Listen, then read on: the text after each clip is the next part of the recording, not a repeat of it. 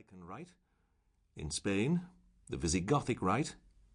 In Celtic regions, the Celtic. In Milan, the Ambrosian Rite. And in Rome, the Roman. There were also subdivisions with important churches, such as those in Milan, Metz and Toledo, developing their own style, while in Salisbury, the Sarum Rite was renowned. There was so much music around that it was thought necessary it should be edited and codified. In the 6th century, Pope Gregory the Great decided to reform the Roman school, probably by blending the Roman and Gallican styles, although exactly what he did is not clear. When in 800 Charlemagne tried to restore cultural unity to the former Roman Empire, it was this rite, known after its founder as Gregorian chant, that became the standard form.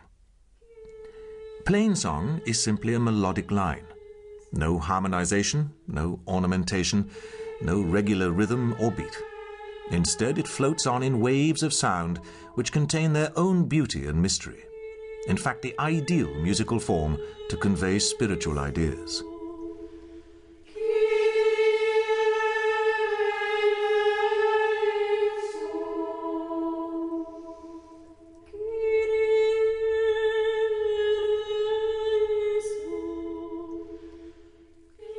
That was the Kyrie eleison, sung in the Ambrosian Rite from Milan.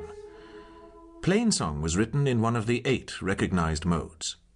A mode is simply a scale, corresponding roughly to the white notes on a piano, beginning on any note in the octave. That means that there is no rigid pattern for the scale, as there is for a major or minor scale. The church modes were all given Greek names. The scale beginning on D was called Dorian.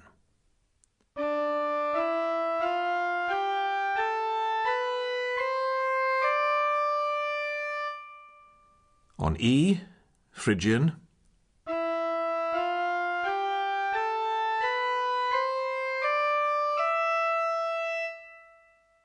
On F, Lydian, and so on.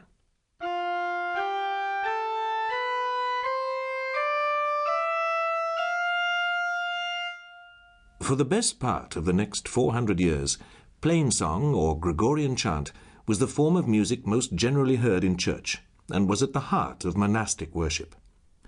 There were subtle variations, of course.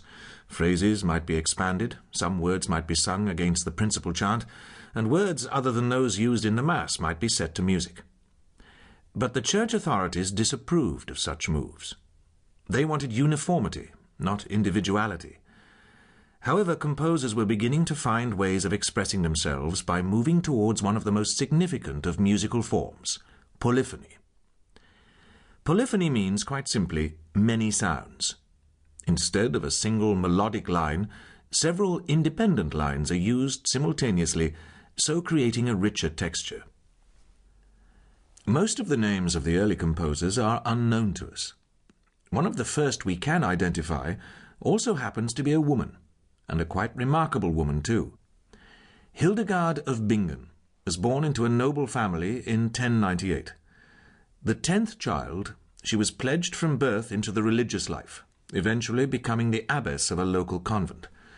She then founded her own abbey near Bingen, from where she travelled along the Rhine, preaching and teaching, activities strictly forbidden to women. Nor were her nuns any the less unorthodox. Apparently they shunned modest apparel in favour of wearing jewellery and colourful headgear. As well as being an abbess, Hildegard was a poet and mystic, known as the Sibyl of the Rhine, and consulted by emperors, kings, popes, archbishops, and abbots. She was also a writer of visionary and scientific works, and a composer of note. Her community at Bingen consisted of about 50 nuns, who sang the 7 offices daily. It was for them that she wrote her music, or songs as she called them, using her own poetry for words. They are flamboyant, soaring pieces, richly sensuous, that sometimes make you wonder just what Hildegard's inner fantasies were really about.